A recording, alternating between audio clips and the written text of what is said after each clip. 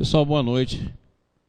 Pessoal da TV Ibis, nosso boa noite. Pessoal de Goiânia, pessoal de Brasília. Estamos de volta aqui depois de umas pequenas férias para que a gente possa dar continuidade ao nosso curso. A nossa intenção é continuar discutindo as questões familiares sobre uma visão de interferência de campo, sobre a visão do Bert Hellinger, casada com a visão de Pietro Baldi, doutrina espírita, a fim de que a gente possa alargar um pouco a nossa compreensão em relação a nós mesmos, em relação à nossa família. Então nós vamos fazer a nossa prece final, a nossa prece inicial, e logo depois da prece nós damos início à nossa aula.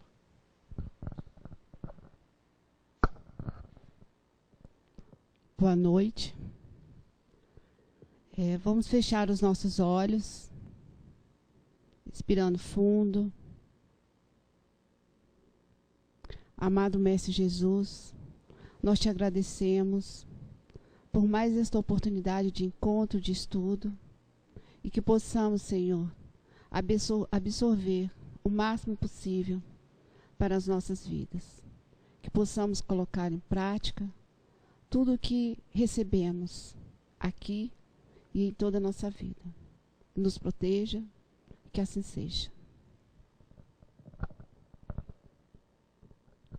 Muito bem.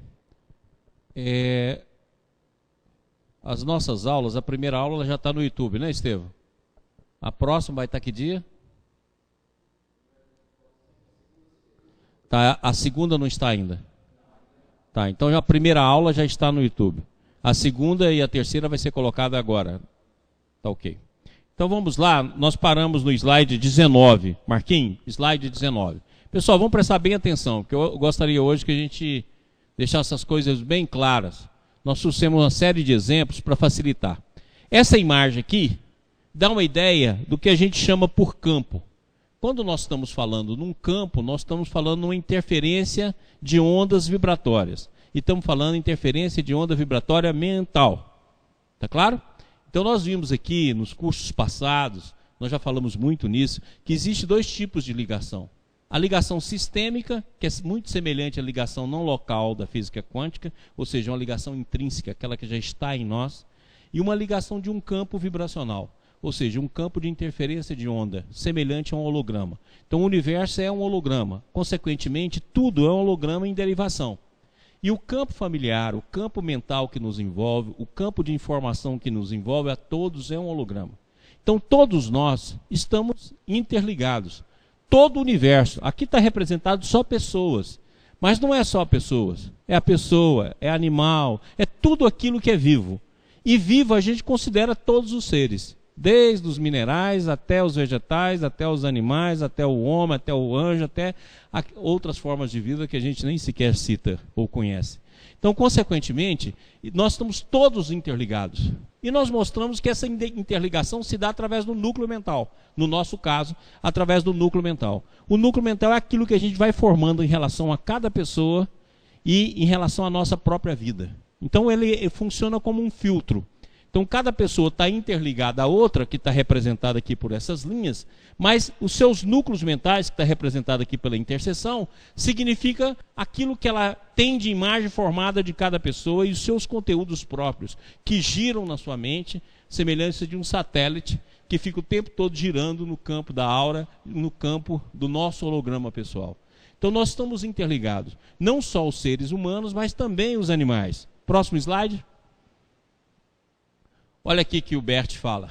Como poderia explicar-se de outra maneira que um animal encontre exatamente a planta de que precisa para aliviar um sintoma físico? Ou que um cão sabe quando seu dono está voltando para casa? Existem várias experiências feitas hoje em dia que mostram nitidamente a captação do cão em relação ao dono quando volta, quando adia, quando não vem. Quer dizer, já foi feito vários trabalhos nessa área. E nós sabemos, não só os cães, mas se você pegar também o índio, ele não precisa estudar para saber o remédio. Aquilo vem, já tem dentro da tribo, através dos pajés, através da intuição, através dos fatores mediúnicos, e eles vão descobrindo isso na natureza.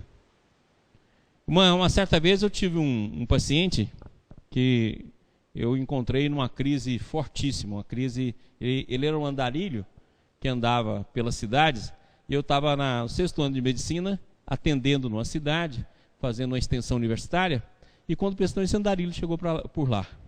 E ele era totalmente confuso, ele estava num quadro de total confusão mental. E como ele tinha andado muito, ele estava com o pé todo edemaciado, todo cheio, inchado por todos os lados, com várias lesões.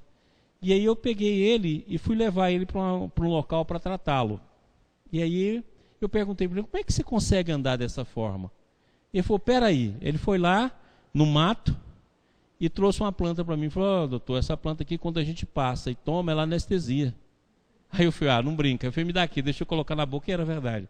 Quer dizer, como ele tirou, na confusão mental inteira dele, ele sabia dessa planta e ele usava essa planta para aliviar o processo que ele estava vivendo. Então esse lado é o lado intuitivo, o lado que vem, o lado que está em nós, que nós podemos dizer até que é instintivo.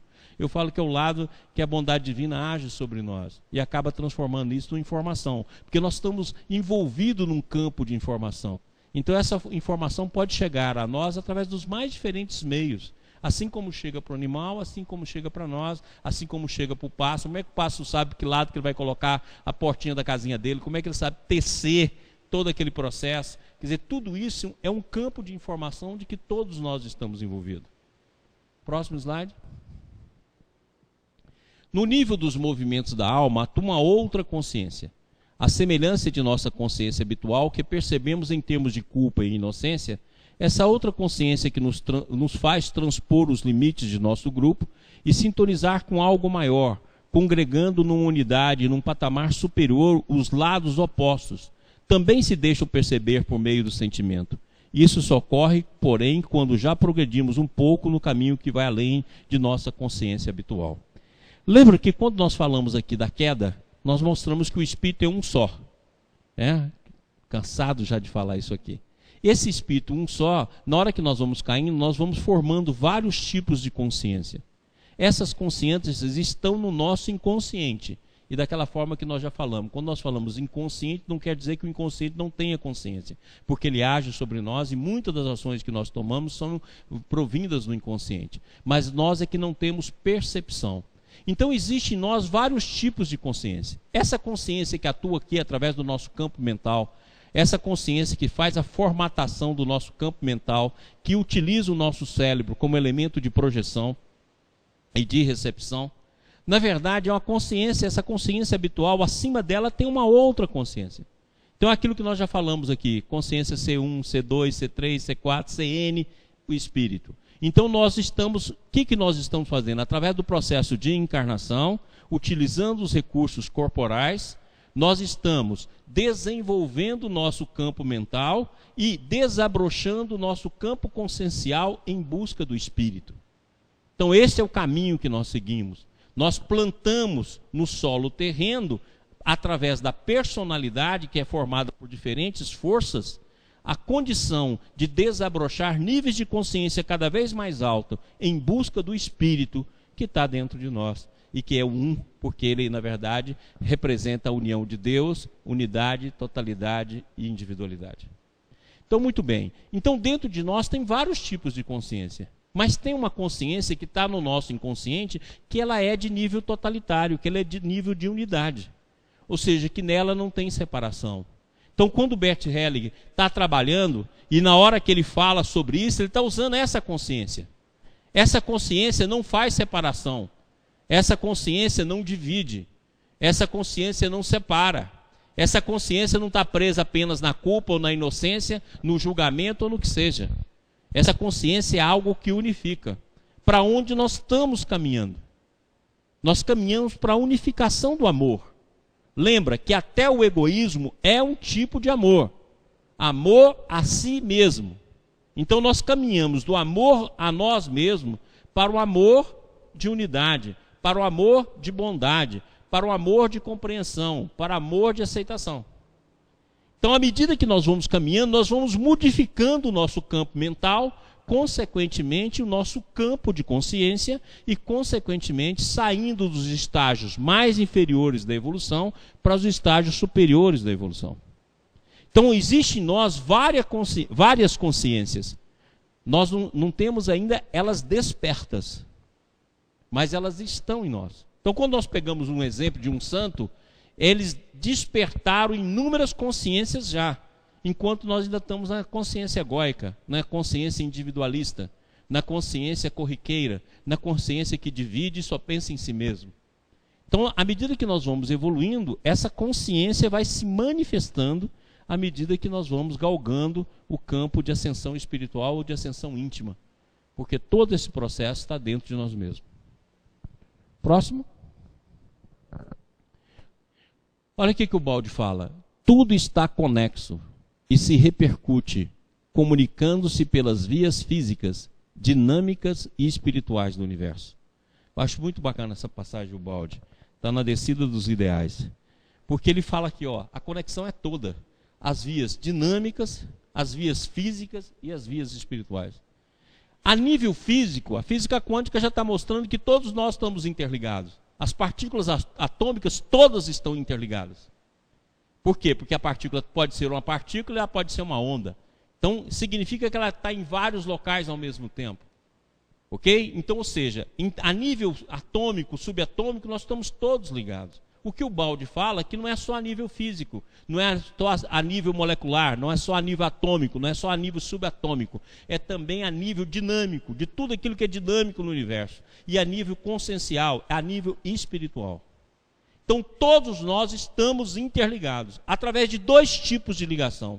A ligação não local, que é a ligação provinda do sistema, que ela é intrínseca, ela está em nós, é a nossa ligação com Deus, a nossa ligação com o todo. E a ligação vibracional, através da interferência de ondas, sejam destrutivas ou sejam construtivas, dentro de um processo semelhante a um holograma, onde todos nós nos ligamos por uma vibração única. Certo? Então todos nós, tudo está interconectado.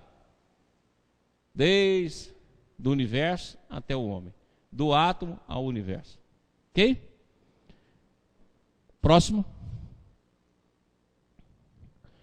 Todos os momentos de cada fenômeno estão conexos, um contido em germe no outro, com todas as suas consequências. Gente, guarda essa frase aqui. Eu vou repeti-la. Todo mundo prestando atenção. Pessoal da TV Ibis aí. Pessoal de Goiânia. Presta atenção. Para de conversar. Olha aqui. Todos os momentos de cada fenômeno estão conexos, um contido em germe no outro. Então, por exemplo, se nós pegarmos aqui, vamos pegar dois campos aqui, o campo elétrico e o campo magnético. Todo mundo sabe lá que o campo elétrico se propaga, forma um campo magnético que é paralelo a esse, perpendicular a esse campo elétrico. Muito bem. Se nós pegarmos o campo elétrico e o campo magnético, ele vai se manifestar no nosso mundo. Mas nessa concepção que o Baldi fala, que ele é muito interessante, nesse campo magnético que está perpendicular ao campo elétrico, ele também traz uma informação, como germe de uma dimensão superior. Então nós poderíamos dizer o seguinte, que nós vivemos num mundo multidimensional, e que a dimensão superior manifesta na inferior através da informação. Então uma partícula não é só uma partícula. Ela contém nela também um germe de informação. Então o nosso mundo ele é organizado de tal forma que matéria, energia e informação estão conexos. Então a energia e a matéria é produto da informação. E nós poderíamos ter um pouco mais longe. A informação é produto da consciência. Então aí nós podemos generalizar que tudo é consciência. Que no plano aqui, quando se soma a energia do mundo, não se acha energia excedente para explicar a presença do mundo espiritual. Por quê? Porque essa energia que está sobrando, que constrói o mundo espiritual, no nosso mundo aparece como informação e como fator de organização do nosso mundo. Então, se nós colocarmos um universo formado de consciência, formado de informação, formado de energia e de matéria, nós compreendemos então que tudo está conexo. E que a matéria nada mais é do que consciência solidificada, e a consciência nada mais é do que a energia liberta do campo da matéria em retorno a Deus. Ou seja, a substância é única, é um campo de monismo, onde da matéria e o espírito existe uma linha de ligação. Não é o dualismo que separa a matéria do espírito e forma uma visão de conexão, mas é uma continuidade. A substância é única que vai se transformando em várias formas dentro do processo evolutivo. Antes era espaço, tempo, átomo. Hoje é consciência, anjo, arcanjo. E isso tudo está conexo. Então, se nós pensássemos como se fosse algo que a gente dobrasse, como se fosse um papelão, dobrando até transformar num ponto. O ponto nós poderíamos dizer que era partícula. E o papelão dobrado é a informação. Cada partícula possui uma informação provinda de um campo de consciência. Entendido? Vamos lá. Próximo. Alguma pergunta aí, Goiânia? Alguma coisa, pessoal da TVI? Se tiver pergunta, pode mandar para a gente. Daqui a pouco nós vamos ler as que já existem. O todo não foi feito por Deus de uma só vez, para sempre. Olha que bacana, isso é muito bom. Porque a maioria das religiões, a maioria das nossas concepções, elas são antropomórficas. Ou seja, Deus fez o mundo e caiu fora do mundo. E não é assim. O mundo está sendo feito. E se faz a cada momento. Lembra que no semestre passado nós só falamos nisso. Mostramos aqui a teoria do vagalume. Né? Mas vamos reforçar isso para que a gente possa compreender melhor. O todo não foi feito por Deus de uma só vez, para sempre, de improviso, num dado momento, mas antes se está continuamente formando. Então vamos pensar, quando a gente pensa no todo, imagina o seguinte, que o todo é novo a cada momento. E não tem uma memória fazendo um novo todo. O todo se refaz a cada momento. Por que a gente não vê isso? Porque a gente fica preso na nossa memória. A gente fica preso nos nossos sentimentos. A gente fica preso no nosso condicionamento. Como nós estamos presos, nós só vamos ver aquilo que a gente mesmo gera pelo campo mental.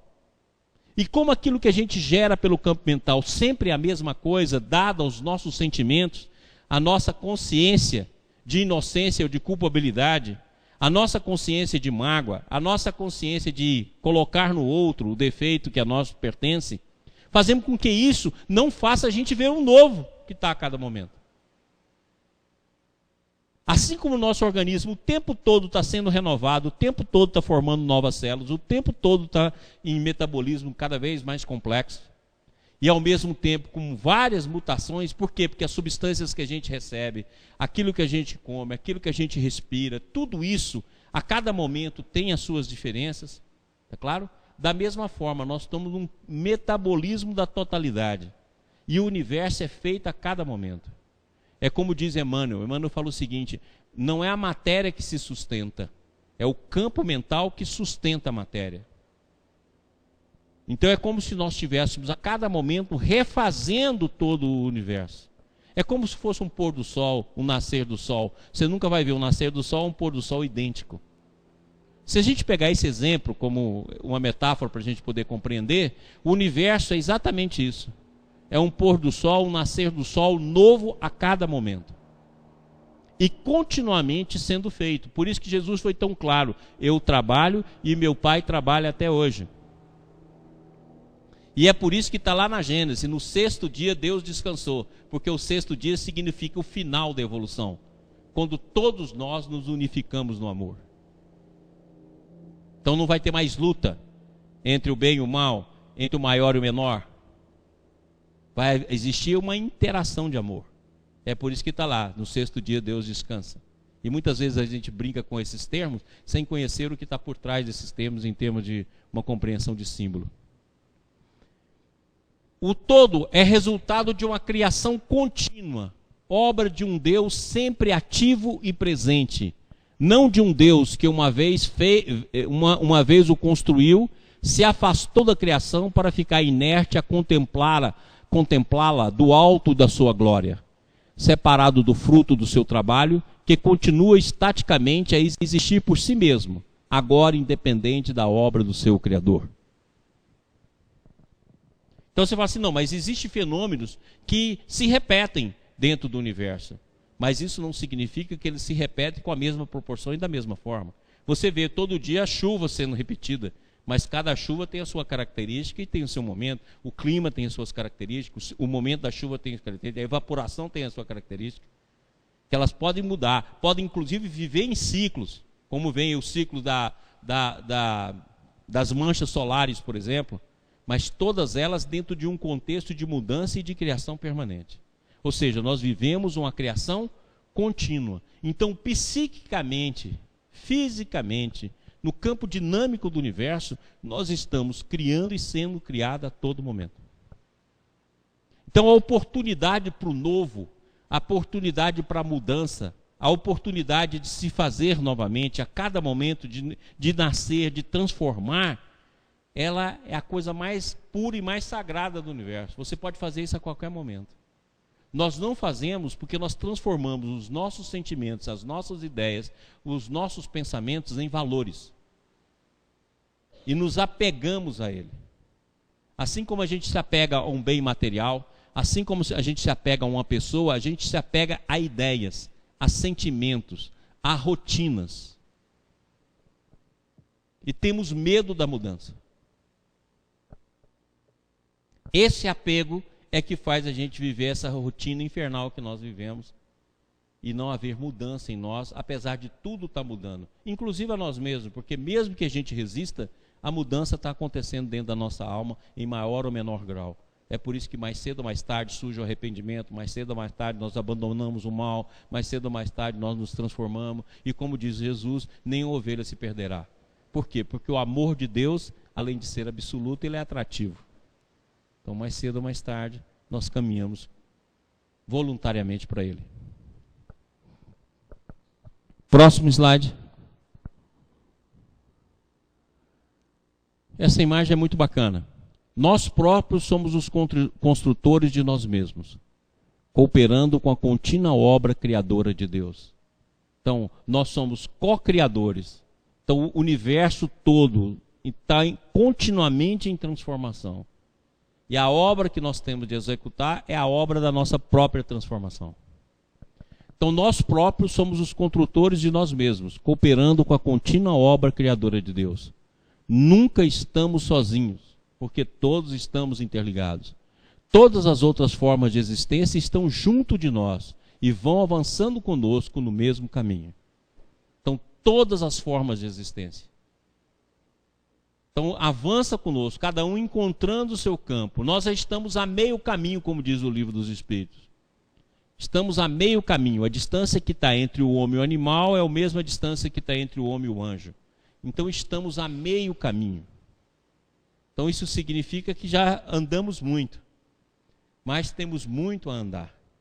Agora inicia a fase onde a nossa vontade, as nossas escolhas são fundamentais no nosso progresso.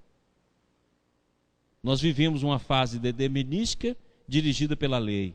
Agora nós somos dirigidos pela lei e compartilhados com as nossas escolhas. Próximo. Somente a admissão desse campo comum permite compreender também os fenômenos manifestos nas constelações familiares. Por exemplo, que os representantes de algum membro da família, quando colocados em seu espaço relacional, de repente passa a sentir-se como aquela pessoa que representam, embora nada saibam a seu respeito. Dentro da doutrina espírita, nós temos os fenômenos mediúnicos. E temos os fenômenos, por exemplo, de incorporação, onde uma entidade muitas vezes entra em contato, em sintonia com um determinado médium e se manifesta. E o médium sente e traduz esses sentimentos de tudo aquilo que o espírito traz, de todos os seus tormentos, de todas as suas inquietações. Quanto maior a sensibilidade mediúnica, maior o foco pela qual a entidade pode transmitir e pode se apresentar. Ora, o que o Bert Hellinger mostra que esse sistema de interligação e de sensibilidade pode acontecer conosco, porque nós estamos todos interligados um no outro. Então, na hora que ele coloca lá, dentro da constelação familiar, colocam pessoas para representar os nossos membros da família, eles agem, por assim dizer, como se fossem médiuns do campo. E são capazes de sentir, perceber, demonstrar aquilo que os entes familiares estão vivendo. Então, na verdade, o que acontece no fenômeno de constelação familiar é uma ressonância entre o membro que está representando uma pessoa da família e aquela pessoa. Ou seja, encontra uma ressonância. Como encontra a ressonância, os fatos que estão envolvidos na família é capaz de aparecer. Se você tiver uma consciência de unidade para observar e ver, você então pode formar uma imagem adequada para dar início à renovação do processo. Porque é aquilo que nós já falamos aqui muitas vezes. Lembra que toda a nossa conduta e toda a nossa mente funciona por quadro mental. E muitas vezes uma imagem adequada é capaz de ordenar a partir daí o nosso mundo interior. E é exatamente aquilo que o Bert fala. A ressonância que existe no universo e a ligação que existe no universo permite-nos sentir e perceber o que o outro está sentindo e percebendo. Tanto é verdade que quando nós estamos ligados essencialmente a uma pessoa, o que acontece com ela, ela pode estar bem distante da gente e que a gente passa a perceber. Seja no campo do sentimento, seja no campo de situações que ela possa estar vivendo. Porque nós estamos interligados e temos ressonância um com o outro. Próximo slide. No interior do campo, cada um está em ressonância com todos. Ninguém e nada pode escapar-lhe. Até mesmo o passado e os mortos continuam nele, presente e atuante. Por isso, todas as tentativas de excluir uma pessoa ou de livrar-se dela são fadados ao fracasso. Olha, nós conhecemos determinados tipos de mediunidade que se um médium, né, que consegue traduzir os fenômenos psíquicos, onde ele pode fazer a leitura de determinados objetos, que é a psicometria. Então ele pode pegar um objeto e falar, esse objeto aqui é de uma pessoa assim, assim, assim, assim, assim, o quadro dela é... E conforme a sensibilidade, ele pode descrever inclusive o ambiente onde essa carteira sempre esteve. Ele é capaz de perceber, a carteira funciona como elemento de ligação àquele campo. Ok? Isso aí acontece por demais dentro de um processo de psicometria. E tem vários médios, inclusive tinha médios que eram capazes de descrever situações do passado longínquo através de escavações, em que se fazia escavações e pegava objetos, e ele era capaz de descrever de quem eram os objetos, de que época, de que forma, o que existiu, e tudo aquilo que estava envolvido. Então isso aí é psicometria. Muito bem. Então nós podemos dizer que o campo familiar, ao que nós estamos interligados, existe também uma espécie de psicometria. Todos os fatos que já ocorreram, tá claro? Mesmo aqueles que são considerados passado, de gerações passadas, está dentro desse campo familiar. Então, dentro da visão, lembra aqui que nós já falamos isso, nós temos a nossa evolução individual, que nós saímos do ego para o self, e fazemos isso através do processo do autoconhecimento, principalmente na fase que nós estamos. Nós temos a nossa evolução coletiva, que vai do eu e o próximo até a totalidade, e a evolução em Deus, que vai da negação até a plenitude divina. Ora, nós estamos estudando o fenômeno individual dentro do coletivo. Então, da mesma forma que a nossa história inteirinha está dentro de nós, toda a história evolutiva nossa está dentro de nós. E olha bem que quando nós nascemos, nós passamos por toda essa história evolutiva dentro do útero. Começa com um ponto, igualzinho começou o universo, né? O espermatozoide, o óvulo, formando o ovo que vai dar origem ao embrião, começa num ponto, igualzinho ao universo. E a partir daí vai passando pelos diferentes reinos, até novamente a gente manifestar o reino humano e surgir a forma humana que vai caracterizar o nosso nascimento. Da mesma forma, toda essa história passada está dentro do campo familiar como um todo, porque nós pertencemos à família humana, segmentada em vários tipos de família que nós vamos formando à medida que vamos unindo. Então, à medida que nós vamos unindo, nós estamos interligados à família, estamos interligados a grupos, nós estamos ligados a determinados campos da sociedade, estamos ligados a determinado estado, estamos ligados a determinada unidade e vamos fazendo as nossas transposições. Então nós evoluímos como pessoa, como grupo, como família e também como sociedade, e evoluímos também como nação. Então nós estamos interligados. Então essa história toda está dentro do campo familiar. Então quando nós estamos trabalhando-nos intimamente, através do processo do autoconhecimento, e quando nós estamos convivendo com a nossa família e trabalhando o campo familiar, nós estamos trabalhando conteúdos não só nossos, mas de toda a família, o conteúdo coletivo. Logicamente que, como os processos encarnatórios vão nos unindo através do tempo, muitas vezes as famílias passadas também estão contidas dentro da família presente, como um processo reencarnatório. Então, não adianta excluir ninguém. Porque todo mundo que foi excluído está no conteúdo dentro do campo. E toda exclusão repercute no campo. E toda exclusão espera o momento da modificação de ser aceito. Não só dentro do processo reencarnatório, mas também dentro do processo psíquico. Então todo mundo que a gente exclui é semelhante a um defeito que a gente reprime. Já cansei de dizer aqui que todo defeito reprimido é, como diz Freud, cresce no escuro e explode como vulcão.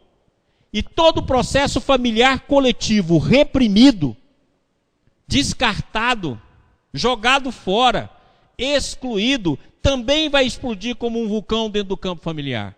E vai encontrar representantes na nova família que vai passar a vincular aqueles sentimentos e desempenhar aquele tipo de ato. É por isso que as coisas perpetuam. Não é por uma questão apenas genética, mas é por uma questão, sobretudo, de uma genética psíquica. De assimilação, absorção desse campo vibratório onde todos nós estamos envolvidos. Seria semelhante ao seguinte: nós temos um ambiente social onde nós vivemos. E perto desse ambiente social tem um pântano. Nós vamos lá e fazemos de conta que o pântano não existe. Excluímos o pântano da nossa visão e dos nossos cuidados. Olha, mais cedo ou mais tarde, o pântano contamina o nosso ambiente. Não tem como. É aquela história, eu posso cuidar da minha casa e eliminar ali o mosquito da dengue. Mas se isso não for coletivo, o mosquito do vizinho não tem muro para ele. A mesma coisa do pântano. Eu posso deixar lá um tempo, o pântano não está lá. Daqui a pouco ele está provocando problemas e situações adversas no nosso ambiente. Foi o que a gente fez com a exclusão social. Nós fizemos isso. E hoje em dia nós vivemos um campo de violência imenso. E estamos aí à busca da igualdade social e na tentativa de correção desse processo. O mesmo se dá aí. Todo o campo que nós não cuidamos ou que nós excluímos, ele influencia todo o campo e todas as pessoas que participam dele. É aquilo que o Bert fala muito bacana. Ele fala assim, que no campo familiar, no campo da nossa existência, não é admitida a exclusão. Todo mundo tem o mesmo direito. A exclusão não significa uma concordância com o ato do outro, mas significa que ele não vai ser excluído dos direitos que ele possui pelo erro que ele cometeu. O erro que ele cometeu, o próprio caminho da vida e a própria vida vai fazer com que ele vai corrigir. E ele vai receber os resultados desse erro. Mas nós não podemos aumentá-lo com aquilo que a gente justifica com a nossa boa consciência, no sentido de que o erro do outro é inadmissível e que ele tem de ser afastado e não tem mais de ter nenhum direito dentro do nosso campo familiar. Alice, por exemplo, nesse caso, você tem a parte da família. Vamos pegar uma família que tem uma pessoa que faz algumas ações que é excluída. A família resolve parar dessa exclusão mental, dessa exclusão psíquica. Qual que é o papel do outro, do excluído em si? Porque tem vezes que mesmo que a família faça esse movimento, ele ainda se sinta carregado por aquela outra energia. O campo acaba por levar ele no futuro. Mas como é que é isso, assim? Acontece o seguinte, o importante é a nossa visão. Né? No livro Paulo Estevam tem uma passagem muito boa, que o personagem Paulo de Tarso, quando ele fala com Marcos, ele fala assim: todos nós temos de chegar em caravana. Aqueles que se desgarram por livre vontade têm de chegar sozinhos. Então olha bem, se o campo não exclui e oferece a oportunidade de reparação e de integração, e mesmo assim a pessoa resolve por ela mesma se auto-excluir, Então, consequentemente, o campo está protegido pelo próprio pensamento daqueles todos que acolhem.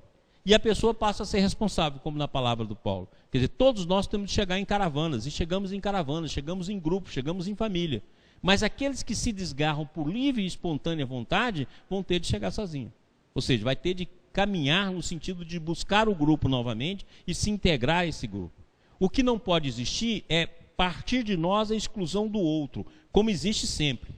É excluído pelas mais diferentes condições, seja nos grupos sociais, seja nos grupos familiares, seja nos grupos religiosos. Quer dizer, aquele que não está dentro da conduta do determinado grupo é excluído. Essa exclusão vai causar problema, seja no campo vibratório da família, seja no campo vibratório do grupo, seja no campo vibratório do grupo espiritual. O que está se mostrando que, em hipótese alguma, a exclusão é o caminho. A inclusão é o elemento primordial, aquilo que nós sempre falamos aqui no nosso curso. O amor nunca exclui, ele sempre inclui. Ok? Luciana, mas nesse caso, quando a pessoa se auto-exclui, essa exclusão gera algum tipo de... alguma ressonância na família que não está excluindo? Sim, não tenha dúvida que gera uma ressonância, mas essa ressonância não vai ser tão importante como o grupo excluindo ela. Isso. Lembra que muitas vezes a gente fala que a pessoa se auto-exclui quando é a gente que mantém a exclusão. Então vamos tomar cuidado com as palavras que a gente vai usar em relação a isso, porque a gente, como ser humano, a gente é muito assim. Não, nós tudo bem, aceitamos a pessoa, certo? Ela que não quer. Então toma cuidado que muitas vezes isso é uma desculpa. Geralmente é o grupo que não aceita, certo? E acha muito bom que essa pessoa não se movimente. Então a gente tem que tomar cuidado com as desculpas que a gente oferece. Mas, sendo verdadeiro, ou seja, o grupo realmente livrando-se dessa condição, aí o impacto dessa pessoa no campo será menor. Pelo contrário, o que foi excluído, desprezado ou exterminado ganha mais poder nesse campo com as tentativas de eliminá-lo. Quanto mais se tenta eliminá-lo, tanto mais fortemente ele atua. O campo fica perturbado e em desordem, até que também o reprimido seja reconhecido e receba o lugar que lhe cabe. Cada um de nós ocupa um lugar. Cada um de nós, dentro da família, dentro do grupo, ocupa um lugar e uma função. Essas peças são interligadas. Todo o processo é sistêmico. É um organismo, onde cada um de nós desempenha uma função e está interligado ao todo. Qualquer desprezo e qualquer isolamento significa repercussão no campo e problema coletivo que nós vamos viver. Da mesma forma que quando nós atuamos sobre o nosso organismo como um vício, mais cedo ou mais tarde esse organismo vai apresentar os problemas na forma de doença, de sintomas. Da mesma forma que nós muitas vezes não modificamos a nossa forma de ser e de pensar, daqui a pouco nós vamos ter distúrbios, desordem, desarmonia no nosso campo interior. O mesmo acontece com o campo familiar, o mesmo acontece com o campo social, o mesmo acontece com os grupos do qual nós fazemos parte. Ok? Lucimeire, voltando a esse assunto da inclusão, né, e da exclusão, assim, não adianta a família tentar incluir uma pessoa que não seja pelo coração, assim. Eu vejo assim que às vezes você fala, não, eu aceito, uma questão assim, você fala, eu aceito, nós aceitamos, nós fazemos tudo e tudo, mas se aquilo não partir de dentro do coração, a aceitação não for por amor, não adianta essa postura familiar, né, de uma aceitação. Sim. E isso é bom a gente deixar claro. Quando nós estamos falando aqui em aceitação, nós estamos falando a coisa real, não é na desculpa. Tá? Não é na mentira. Tá? Mesmo que você seja mentirosa, eu não vou te excluir. Mas não é na mentira que nós vamos considerar. Próximo. Podemos entender melhor os modos de atuação da consciência, levando em consideração a associação com os campos mentais. Então fica patente que nos movemos em diferentes campos, e por essa razão também temos diferentes consciências. As reações da consciência nos mostram como atua um determinado campo, que é incluído nele, quem e o que dele é excluído ou reprimido.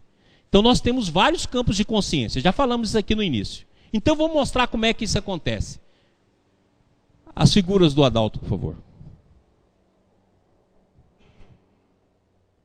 Pessoal, presta atenção aqui, todo mundo, ó, pessoal da TV Ibis, não levante. Pessoal de Goiânia, prestando atenção.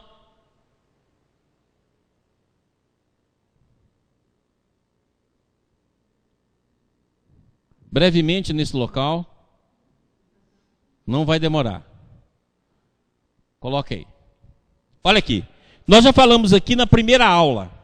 Agora, graças ao Adalto, ele desenhou aqui pra gente o processo que nós falamos aqui no passado. Nós mostramos que nós estamos ligados ao campo através dos nossos vórtices ou núcleos mentais. Esses núcleos mentais têm os seus satélites. Então, por exemplo, aqui, vamos supor que esse núcleo aqui seja um núcleo de mágoa. Tá claro? Então aqui nós temos um núcleo central, ou um vórtice, ou um núcleo mental de mágoa, e os vários satélites, as várias imagens, as várias pessoas que nós desenvolvemos essa mágoa. Então a nossa interligação com o outro se dá através desses núcleos.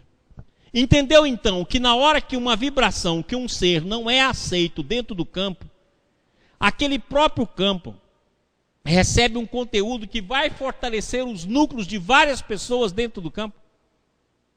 É por isso que você vai ver aquele cara que, durante a adolescência, durante a juventude, criticava o pai e não aceitava o pai porque ele era alcoólatra.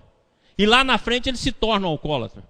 Não é só por uma questão genética, mas, acima de tudo, por uma hereditariedade psíquica.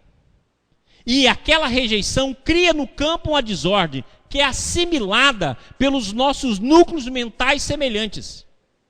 E aqui o Adalto fez questão de mostrar a mulher com os vários núcleos mentais, aqui você pode colocar infinitos núcleos mentais, e interligado ao passado reencarnatório. Então a mesma mulher ligada ao passado reencarnatório, ligada ao passado reencarnatório. E os núcleos do passado reencarnatório incidindo sobre o presente. É aquilo que eu sempre brinco, eu não acredito em reencarnação passada. Eu acredito em reencarnação presente, porque nada passa. Nós não lembramos do fato, mas está tudo registrado no sentimento. Nós não lembramos da cadeia dos fatos, assim como a gente não lembra dos fatos que aconteceram de 0 a 7 anos, por exemplo. Desde o momento que a gente nasce, desde do útero materno até os 7 anos. Nós não lembramos de muitos fatos que ocorreram. Nós lembramos do sentimento, e muitas vezes os traumas estão dentro do inconsciente. Da mesma forma, nós não lembramos das reencarnações passadas em relação a fatos, não em relação a sentimentos. Então esses núcleos, eles estão presentes na vida atual, interconectados com a vida passada. É por essa razão que quando a pessoa tem aqui, no núcleo, aqui vamos supor para esse núcleo aqui, seja um núcleo de suicídio, e que ela já tenha suicídios em vidas passadas. Na hora que acontece um problema na vida presente, ela soma essas vibrações aqui, ó. E se ela tiver ainda dentro de um campo familiar, onde a vibração de rejeição levou a pessoas a suicídio, esse campo então vai explodir. É por isso que o Bert fala assim, vai atuar sobre a pessoa mais frágil. Não é a pessoa mais frágil, é a pessoa de ressonância. A pessoa que entra em ressonância por possuir núcleos semelhantes com aquilo que está no campo familiar.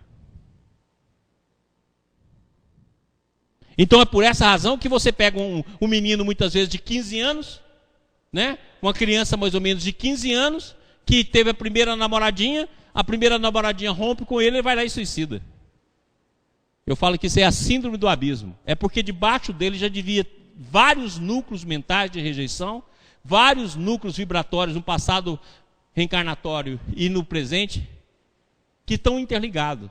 E na hora que vem mais uma rejeição, ele sucumbe aos mesmos atos da vida passada. Então é por aqui que nós nos ligamos. E esses satélites também vão crescendo. Entendeu por que você assimila do campo? Porque você vai fortalecendo a mesma conduta, o mesmo campo de ressonância. Próximo. Então aqui está mostrando, né? Deixou a mulher aqui visível para mostrar os vários núcleos. Então você coloca aqui 10, 20, 30, 40, 50, 100, que são os nossos núcleos mentais. E você pode olhar que eles se repetem. Por isso que é um vórtice. Lógico que nós estamos tendo uma visão estática. Nós não estamos tendo uma visão dinâmica. É estática, porque é o que nós podemos, por enquanto, tê-la. Mas o Adalto ainda vai desenhar isso para poder mostrar a dinâmica. Vai chegar lá. Então, aqui está mostrando os núcleos. Esses núcleos é aquilo que a gente repete o tempo todo. É aquilo que quando a gente vai dormir, a gente fica repetindo. É aquilo que a gente passa o dia inteiro remoendo ou ruminando na nossa cabeça. É aqueles quadros que já passou 1 ano, 2 anos, 3 anos, 4 anos, 5 anos, 10 anos, você fala, aquela pessoa me paga. Você acha que eu esqueço o que ela fez comigo? Então é esses núcleos que estão aqui, ó. É por isso que Jesus foi tão claro, a cada dia basta o seu mal, a cada dia basta a sua preocupação. Porque se você nascesse a cada dia, esse processo não existiria dessa forma. Mas não, nós vamos fazer esses núcleos crescendo. Então, vão aumentando isso aqui, ó. Vamos supor que o caso dela seja inveja. E ela vai alimentando a inveja, vai alimentando a inveja, vai alimentando a inveja. Daqui a pouco, todo o campo dela, onde tem inveja, ela assimila.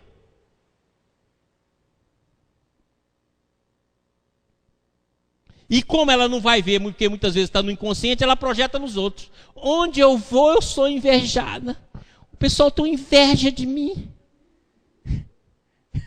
Quando fala isso, você pode saber que na maioria das vezes é projeção. Por quê? Porque a pessoa vai se especializando. Esses núcleos é o que está na nossa mente, gente. É o que faz a gente não dormir. Você fica ali remoendo, remoendo, remoendo. Muitas vezes você fala assim, não tem nenhum núcleo específico. Você pode ter aqui uma casinha de lixo. Vamos supor que essa daqui seja o lixo. Sabe o lixo mental? Você fica preso no dia a dia.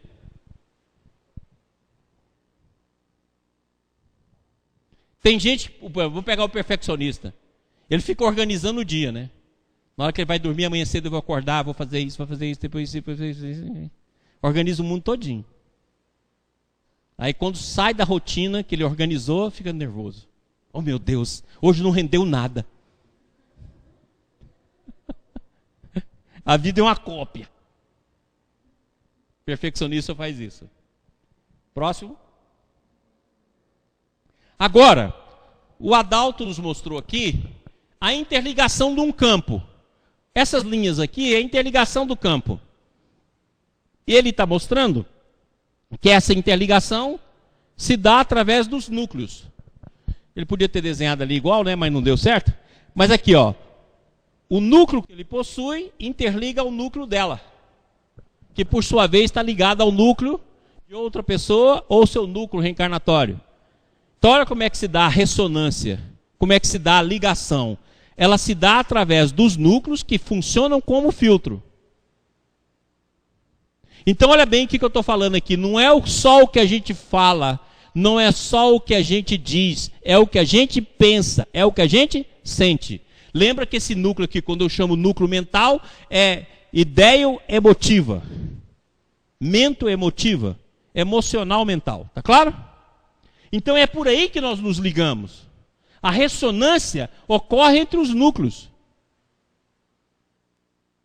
E o que a gente tem da outra pessoa, a imagem que a gente tem da outra pessoa, passa primeiro pelo nosso núcleo, pela nossa interpretação. E aí a gente vai entender aquilo que André Luiz fala lá, que os filhos, até a idade, principalmente até os 7 anos, são médiuns dos pais. Eu falo isso em Mecanismo da Mediunidade e Evolução em 2 Mundos. Médiuns. Por quê? Porque ligam-se aos núcleos dos pais. Então muitas vezes a criança está extremamente inquieta, extremamente irritada, e a gente fala assim, mas esse menino, você devia falar assim, mas a mamãe, mas o papai, mas a família. Por quê? Porque se interligam através desses núcleos. Pessoal, alguma pergunta? Estão entendendo? Muito bem. Próximo slide. Aqui está mostrando em outra imagem, quer dizer, o mesmo núcleo, né? Então, imagina uma pessoa tendo vários núcleos da mesma da mesma característica, com intensidades diferentes. Entendeu? Porque vai explodir doenças aqui, vai levar problemas no campo e vai levar sintonias. Por isso que vai causar neurose, psicose e aí por diante. Então aí está uma pessoa, o mesmo núcleo sendo repetido com diferentes quadros. Próximo. Aqui é a mesma imagem, mostrando aqui melhor o processo reencarnatório. Principalmente essa imagem aqui de cima, ó. A interligação do processo reencarnatório. E aí você pode ver não só como processo reencarnatório, como pode ver também pessoas distantes que também se interligam no campo. Próximo slide. A mesma coisa, mostrando aí uma outra visão do mesmo quadro e a interligação existente entre as pessoas. É assim que ocorre. Quer ver? Vai ter um quadro aqui melhor. Próximo. Marquinhos, tá tudo bem aí? Tá na imagem? Sim, estamos acompanhando. Pode prosseguir. Olha, aqui o Adalto quis dar uma ideia de um holograma, a ideia de massa. Então é assim que ocorre, ó. Um holograma interferindo e em ressonância com várias pessoas. Então é um campo de interferência de onda vibratória do campo consciencial mental. E essa ideia aí dá uma ideia melhor do que a linha. Agora coloca essas pessoas o mais distante possível. A ligação permanece. E o conteúdo do campo vai ser assimilado por cada pessoa. Cada pessoa vai traduzi-la em si mesmo e reagir com esse conteúdo. E tudo que está nesse campo, seja passado, presente ou futuro, está aí dentro. Dependendo das escolhas coletivas, vai gerar desarmonia ou harmonia. Você entendeu por que a família tem aquele período que a família está toda calma? Aí de uma hora para outra ela entra em turbulência? Porque todo aquele conteúdo que estava dentro do campo, que estava sendo assimilado, que estava sendo assimilado, absorvido, que estava sendo emitido, chega a um ponto, igualzinho a uma reação química, de saturação. Na hora que ele chega naquele ponto, ele explode dentro do campo familiar. Você pode olhar que todas as nossas famílias andam assim, né? Período de calma e... Eu até brinco com isso, que eu falo que felicidade é o espaço entre duas dores. Porque é exatamente isso. Quer dizer, você está dentro de um processo que você acha que está tudo calminho, de uma hora para outra, aquilo explode. Por quê? Porque todo esse conteúdo vai sendo assimilado e emitido por cada pessoa da família. Daqui a pouco, aquele campo todo absorve e explode na forma de problema, na forma de revolta, na forma de briga, na forma de confusão, na forma de desarmonia. Qual é a proposta do Bert Hellinger? Eu vendo quais são os problemas de desarmonia, eu crio uma nova imagem para que dentro desse campo comece a ser assimilado novos processos e que cada pessoa comece a mudar os seus núcleos. Porque da mesma maneira que nós mostramos núcleos negativos, você pode formar núcleos positivos. Ok? Dizem que na família existe sempre um elemento que costuma, vamos falar assim, equilibrar as energias de todo o conjunto, de toda a coletividade familiar ali. E geralmente quando esse elemento ele sai, perde ou desencarna, sai de foco, a família geralmente costuma se desequilibrar. Acontece isso mesmo? Ah, não tenha dúvida. Porque muitas vezes você pode ter aquelas pessoas que se dedicam à família e conseguem agrupar, conseguem amenizar, conseguem transformar, conseguem acolher. E essas figuras são fundamentais dentro da família. Certo? Por quê? Porque ela faz esse metabolismo das coisas menores, tentando transformá-la. Isso aí é fundamental. Teria de ser um papel de todos nós. Mas muitas vezes fica na figura da avó, fica na figura da mãe, fica na figura de um tio, de um pai, de alguém que muitas vezes faz esse processo. Assim como os grandes homens fazem esse processo em relação à humanidade.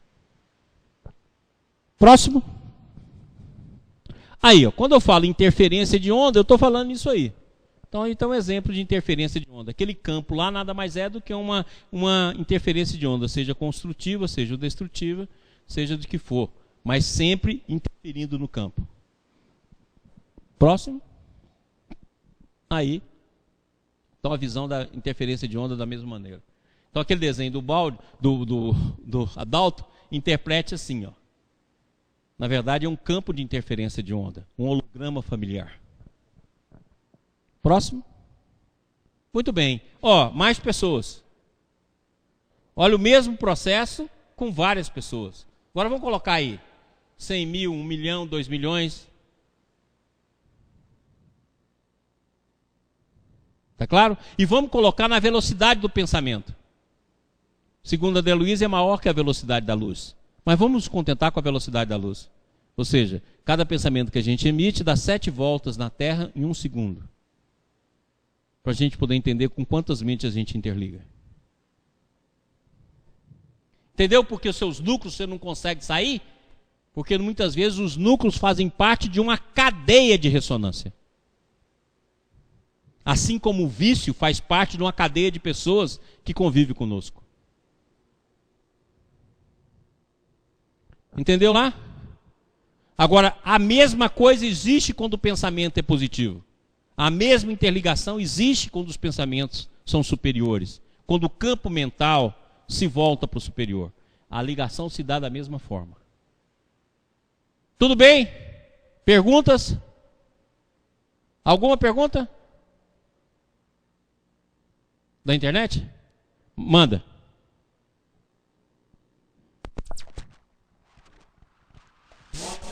Da TV Ibis. Pergunta enviada pelo Francisco de Caraguatatuba. Quando um dos elementos da família é que escolhe ser excluído por vivenciar outros caminhos que a sua família e seus outros membros não compartilham, por exemplo, a pessoa nasce numa família rica e poderosa, onde todos os seus membros cumprem os mesmos ideais, mas um desses elementos, num dado momento, por ter adquirido um outro nível de sensibilidade, resolve se auto-excluir do seio familiar. A fim de viver suas próprias experiências e construir seu destino com valores diferentes. Como fica tal situação dentro do estudo que está sendo feito? Tudo que a gente está aceito é o seguinte. Você pode fazer todo o processo de escolha do seu caminho sem que você exclua a família. Quando nós estamos falando aqui em exclusão, nós não estamos falando em assimilação dos conteúdos de capricho. Eu não preciso excluir o meu familiar porque ele está tendo determinado tipo de comportamento que nada mais é do que egoísmo e capricho dele. Eu não vou excluir. Eu não vou aceitar a conduta de controle dele em relação a mim. Mas eu não preciso excluir afetivamente. Quando está no Evangelho, honrar pai e mãe não significa fazer tudo o que pai e mãe quer. Ok? Significa o quê? Ter a consciência do destino. Cada um de nós é responsável pelo nosso próprio destino. Mas eu não vou excluir pela ideia ser oposta. Eu não vou excluir porque eu penso diferente. Então acredite que uma pessoa, por exemplo, que tem ideais diferentes de uma família, ele pode continuar aceitando a família dele e escolhendo o próprio caminho, sem necessidade de exclusão. Já pensou se Jesus fosse excluir toda pessoa que fosse evoluída? E ele só fosse conviver com aqueles que eram evoluídos ou que tivesse a tendência para o campo maior do amor? Nós estávamos perdidos. Então eu posso conviver no meio sem me contaminar do meio e sem precisar excluir o meio para que haja o meu aperfeiçoamento.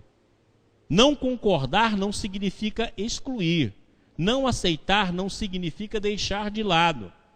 Eu posso não aceitar o seu capricho. Eu posso não aceitar a sua conduta. Eu posso não aceitar a sua maneira de ver o mundo. Eu posso não aceitar o controle que você quer exercer sobre mim. Mas eu não excluo você dos meus sentimentos. Eu não excluo você do meu amor. Eu não excluo você da honra. Eu não excluo você do carinho. Eu não excluo você por achar que você é inferior e eu sou superior. Você está no caminho ruim e eu estou no caminho bom. Não. Eu posso muito bem seguir o próprio caminho, e é bom que faça assim, como a pergunta dele. É bom que faça o próprio caminho, que você é responsável por você. Agora, eu não preciso excluir. E a família também não precisa se unir para excluir o outro, porque ele passa a ser responsável por essa exclusão.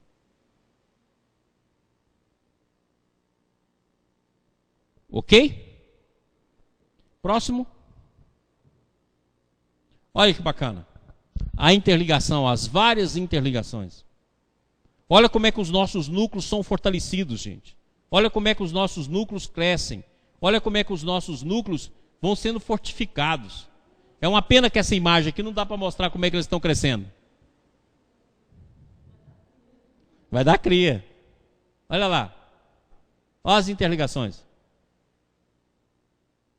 E a ressonância dentro do corpo. E olha, as interligações cruzadas. Ok?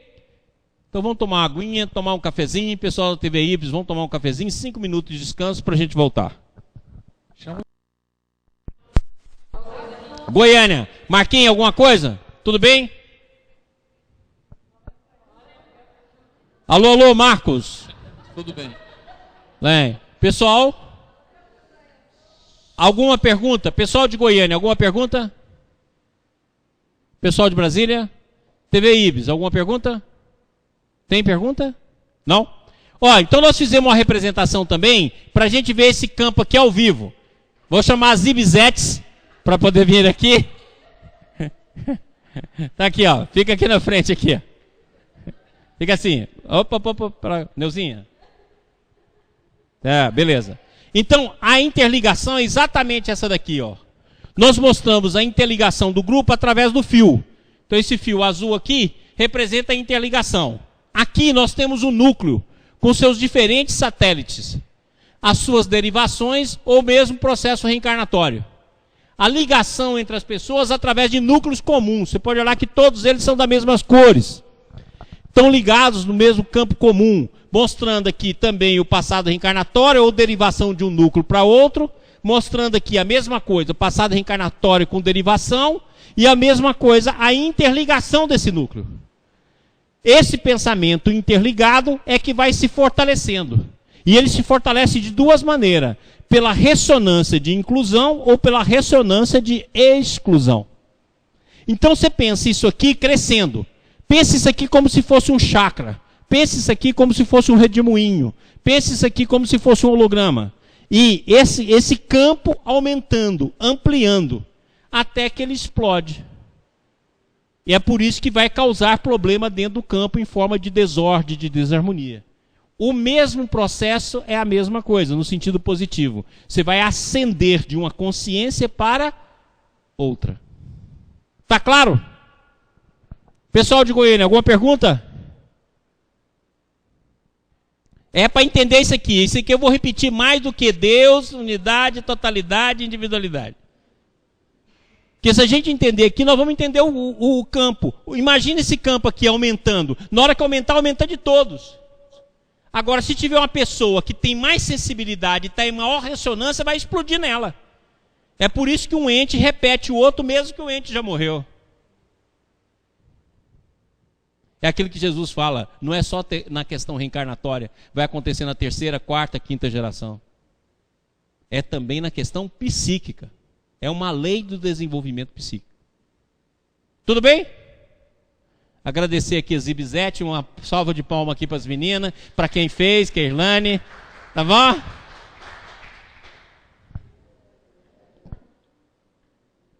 Então voltamos lá para o campo. Aquela imagem do campo, por favor. Vamos guardar isso aí. Vamos fazer de acrílico agora. Então presta atenção aqui, gente. Esse campo que nos nutre. Coloque então as nossas famílias todinhas interligadas nesse campo, para que a gente entenda o que ocorre. Formando interferência de um campo vibratório para outro campo vibratório. E nós vamos entender então o que é o campo familiar. Agora, como socialmente nós estamos interligados e a humanidade está interligada, na hora que eu coloco uma pessoa representando essa daqui, ó, ela recebe informação do campo. Quanto maior a sensibilidade dela, maior a informação que ela recebe. E o que faz na constelação familiar? Pega apenas a informação preponderante. Não adianta ficar pegando informação generalizada. A preponderante que serve para a mudança do conteúdo e da imagem. Entendido? Pergunta. Pergunta da TV Ibis, do Darlô, de Goiânia. O meu eu é o resultado do meio. Eu quero sair desta prisão do meio através da inteligência da mente e coração. Como fica o campo familiar nessa minha decisão? Ele também prende? Olha bem, lógico que a palavra correta talvez não seria prender. Ele também induz e é induzido, certo? Ele também compartilha. Para você sair, é não desprezar o campo, é você crescer acima do campo, porque na hora que você fizer isso, você vai beneficiar o campo. Então vamos supor, por exemplo, que essa pessoa aqui, ó, ela está ligada no campo, mas ela está ligada a um campo de consciência superior. Então lembra que nós temos vários tipos de família, nós temos vários tipos de campo. Nós poderíamos representar aqui, ó, coloca aqui para mim usar a canetinha aqui, por favor. Posso usar? Então vamos supor aqui, ó. Aqui está aquele campo familiar que eu acabei de representar. Aqui está um campo familiar superior. Aqui está um campo familiar inferior. Esse aqui atua neste. Esse aqui atua neste. Atua neste. Então no momento em que você está aqui, mas você passa a sintonizar com o campo superior, você passa a beneficiar esse campo. É por isso que o Bert vai chamar de ordem do amor. Porque dentro da família existe uma hierarquia de função, como existe também no sistema de onde nós caímos, e ao mesmo tempo você vai ordenar, harmonizar através da imagem, que é o conteúdo que nos movimenta. Então no momento em que você não quer participar desse processo no sentido negativo, ou de compartilhar os mesmos sentimentos, a mesma vibração, você pode assimilar o campo familiar superior. Na doutrina espírita, então, fica muito mais fácil, porque você já aprende que você tem uma família humana e uma família espiritual. Olha, essa família espiritual é formada de diferentes níveis evolutivos, desde as famílias mais próximas a nós, até aqueles espíritos que pertencem à nossa família, mas já que estão num processo evolutivo muito maior. Então você pode perfeitamente, em vez de estar sintonizado aqui, você sintonizar aqui, ó. Você vai crescer espiritualmente, você vai aperfeiçoar o meio e vai arrastar o meio, sendo auxiliado pelo mais alto. Tá claro?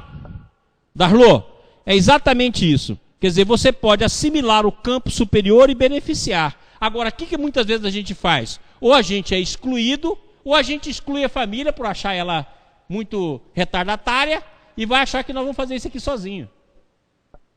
A evolução é individual e coletiva, não esqueça disso. Você faz a sua evolução individual e também tem a coletiva do qual você é responsável. É aquilo que Tiago fala tão bem. Aquele que não cuida dos seus e da sua família negou a fé. Gosto muito dessa expressão de Tiago. Ok? Próximo.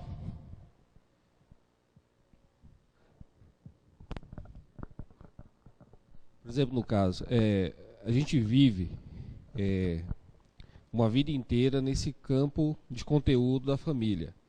Para a gente poder adquirir esse campo superior, vai existir uma descompensação de conteúdo. E como é que a gente faz nessa transição? Olha aqui. Vamos pegar esse campo aqui novamente? Vamos lá. Essa pergunta do Júlio é importante. Vamos lá?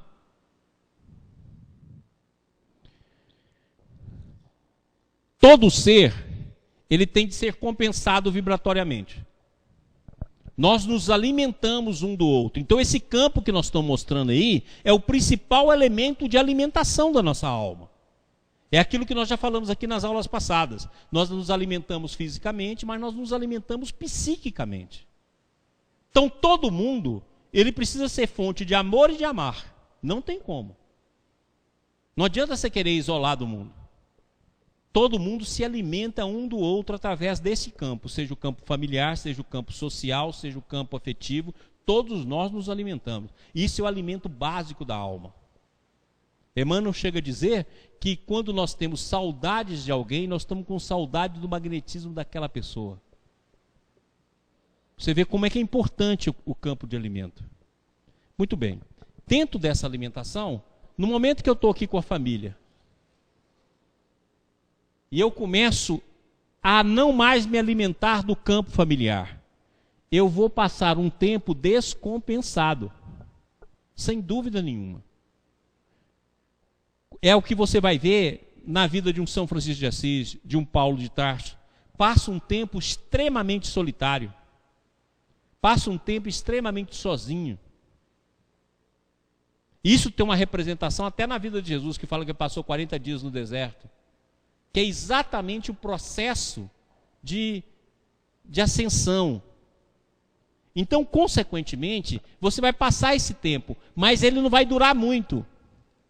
E você passa a assimilar um plano maior. Então, a descompensação temporária faz com que você assimile um campo maior. É aquilo que muitas vezes o Chico explicava, é graças à descompensação dele no mundo físico que ele captava cada vez melhor uma compensação superior. É aquilo que o Balde fala, a descompensação dele em relação aos homens fazia ele receber as noures. Então, na hora que isso aqui acontece, ele pode muito bem beneficiar a família. Porque ele não só se compensa, como doa. Lembra que nós absorvemos e emitimos, absorvemos e emitimos. Se nós não excluirmos o campo familiar, nós podemos nos enriquecer e enriquecer a família. É aquilo que há pouco você perguntou, aquelas pessoas que muitas vezes ajudam no processo de equilíbrio da família e da modificação dela. E aí se dá aquilo que a gente já sabe que dá na evolução, né? O que está aqui, puxa o que está aqui, o que está aqui, puxa o que está aqui e assim por diante. Ou seja, forma uma fileira, forma uma corrente, onde cada um de nós vai puxando o outro. Ok?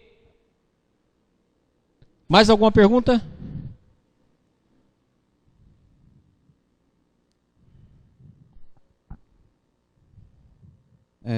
O Francisco de Caraguatatuba. Ok. Uma pessoa que se auto-exclui, como na minha pergunta anterior, por ter alcançado uma percepção de maior sensibilidade, por tal característica adquirida, tem compreensão e aceita a posição dos seus familiares, e tem por eles muito amor. Mas a ressonância do seio familiar não corresponde mais à sua. Ela, por vezes, irá encontrar em outra família, em outro campo, a ressonância mais adequada à sua. Pergunto, não será que nessa outra família, por fatores de vidas passadas, irá encontrar e influenciar positivamente os elementos dessa outra família? Ah, não tenha dúvida, Francisco. Nesse campo eu também concordo com você. Por quê? Porque no momento que você tem aqui, as famílias são interligadas, né?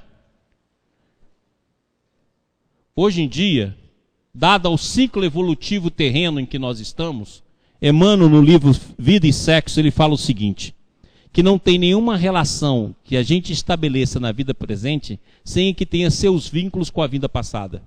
Por quê? Porque a humanidade está chegando num pico do seu ciclo evolutivo. Então nós viemos com a humanidade, tá claro?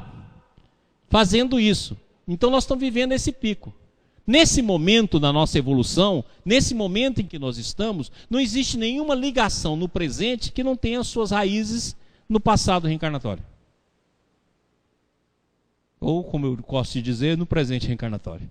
Ora, então as famílias, elas vão se unindo. O meio que vai juntando as famílias é o meio social. É o casamento de um filho com a filha de outra família. Então, na verdade, essas famílias vão interligando e formando uma família maior. Então, na verdade, o que é a nossa família espiritual? A soma das várias famílias encarnadas. Então, na verdade, a família espiritual, ela representa uma soma. Ela vai somando todos os entes dessa família. Logicamente, que você pode estar numa família hoje que você não tem tanta ressonância com ela, mas você alimenta e é alimentada dela. Agora, você pode encontrar em outra família um elemento maior de ligação, um elemento maior de amor, de aceitação. Olha, então você pode muito bem se compensar aqui para amar e transformar aqui. Então você pode ter uma compensação da maneira que eu mostrei aqui, a compensação no plano espiritual, da família espiritual. Você pode ter uma compensação aqui para amar e proteger aqui. Logicamente que a afinidade está dentro dos laços reencarnatórios, sem sombra de dúvida. Mas também dentro dos laços de ressonância. É por isso que nós vamos ter amigo que muitas vezes é muito mais, nos aceita e compartilha a nossa vida com muito mais amor e carinho do que o irmão. E muitas vezes o irmão pode ser o adversário de vida passada. E o amigo pode ser o irmão de vida passada que nós já nos afinamos. Certo? Então, quer dizer, você vai compensar aqui para trabalhar aqui. Mas nunca excluir aqui. Excluir jamais. Sob nenhuma hipótese, sob nenhum comentário. Excluir no campo coletivo representa o reprimir no campo pessoal. É a pior de todas as condutas. Reprimir no campo pessoal, dentro da evolução da individualidade, certo? É tão ruim como excluir no campo coletivo. E as repercussões serão as mesmas. Ok? Francisco, um abraço. Mais alguma pergunta? Goiânia, alguma pergunta? Goianos sonolentos.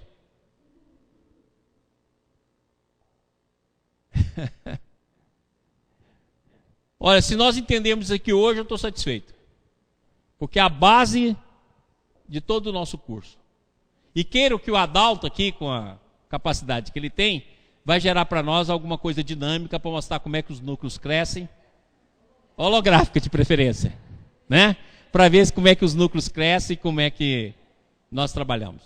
Pessoal, semana que vem, então, nós vamos ter a nossa 4ª aula. Segundo o pessoal aqui da nossa técnica, na segunda-feira nós vamos ter a 2ª e a 3ª aula já no YouTube. E a nossa 4ª aula, semana que vem, vai ser transmitida de Goiânia. Nós vamos repetir isso aqui várias vezes, para a gente não esquecer. Vamos abordar alguns outros aspectos do campo e vamos começar a estudar a questão da consciência, do julgamento, das nossas escolhas. Então, semana que vem nós vamos fazer isso. Mas antes de terminar, a Alice quer falar um pouco sobre a promoção nossa que nós estamos fazendo.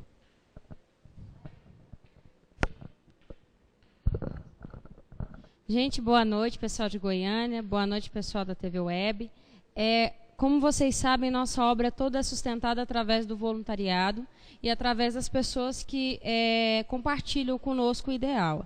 Então, nós vamos fazer uma promoção aqui em Brasília no dia 14, que é um domingo. Nós vamos fazer uma promoção que é a Galinhada Beneficente Ibis, que o valor do convite é R$15, com bebida e doces à parte. E esse dinheiro vai ser todo direcionado para toda parte da obra, tanto a parte social da chácara, como a parte aqui mesmo de constituição da sede aqui de Brasília, da sede de Goiânia, e todas as necessidades da nossa equipe. O nosso intuito é lançar essa promoção para nós termos uma promoção definitiva aqui em Brasília. Como em Goiânia nós já temos o Chá Magnólia. Então a gente espera realmente que todos venham. O pessoal de Goiânia, que tem parente aqui, resolva visitar os seus parentes no domingo, dia 14. E tragam eles para cá para almoçar conosco, que a partir de meio-dia pode trazer criança, pode trazer família. Nós vamos ter brinquedo aqui para as crianças, para todo mundo ficar bem à vontade. Vai ter vários sorteios. E o nosso intuito é fazer um dia bem de festa, bem à vontade, para todo mundo ficar bem. Lembrando que a gente vai fazer agora com a quantidade limitada de convites. Nós só temos 100 convites para esse dia. Nós já vendemos 70. Então, quem tiver interesse, por favor, entre em contato conosco através do e-mail do IBS ou através do telefone nosso.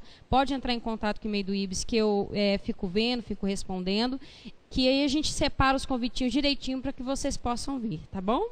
Então, eu espero e aguardo todo mundo aqui, tá certo? Pessoal, para a TV IBS tem a galinhada virtual. Você compra e não come, mas você ajuda, quer dizer, você participa do campo. Então, para aqueles que quiserem ter TV IBS, nós temos a galinhada virtual. Também vai ser no dia 14. Tá claro? Nós vamos gravar algumas imagens aqui da galinhada e na aula de quinta-feira a gente vai passar para que vocês vejam a galinhada virtual que vocês vão comer, mas não, muitas vezes não vai sentir tão bem como aqui na presencial. Mas vocês também podem colaborar, porque isso é só desculpa para poder ver se a gente arruma algum meio de sustentar as coisas que a gente faz. Então é o seguinte, se quem quiser ajudar, é só entrar em contato com o site, que pode depositar na conta do IBS, e depois a gente dá toda a despesa e onde foi gasto para que todo mundo veja. Mas tem a galinhada virtual também. Quer dizer, você não vê nem a pena, mas você vale a pena ajudar a gente. Tá bom? E ajude. Se você não vier, aliás, é até bom que não venha, mas compre o ingresso, porque a gente não gasta com a galinhada. Certo? Quer dizer, compre o ingresso e não venha. Ou compre o ingresso e traga a sua galinhada. Porque aí fica mais barato para a gente ainda. Mas lembra, galinhada virtual. Certo? Você não vê a pena, mas vale a pena. Ok? E nós vamos contar aqui com a ajuda. Vou chamar o Julinho aqui para fazer a nossa prece final. Pessoal, nós estamos chamando sempre uma pessoa para fazer a nossa prece, tanto de Goiânia como de Brasília, para que a gente vá conhecendo as pessoas do IBS. Né? Hoje nós vimos aí a nossa arquiteta de efeitos visuais, a Irlane, e agora nós vamos então encerrar com a prece do Julinho. O Julinho é o nosso presidente do IBS. Julinho, por favor.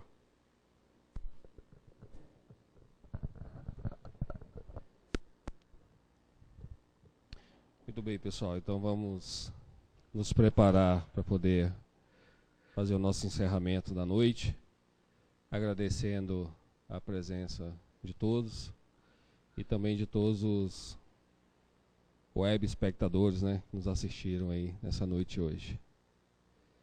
Elevemos o nosso pensamento até o mais alto, agradecendo ao nosso Pai Maior as bênçãos recebidas nessa noite através do esclarecimento,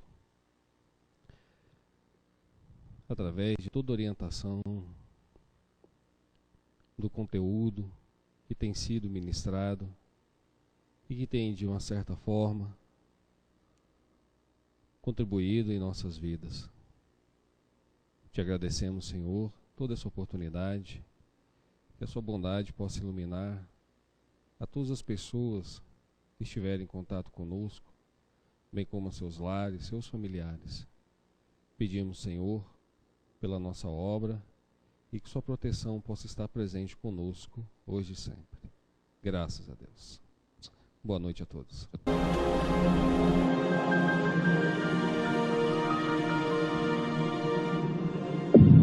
IBS, Instituto Brasileiro de Benemerência e Integração do Ser.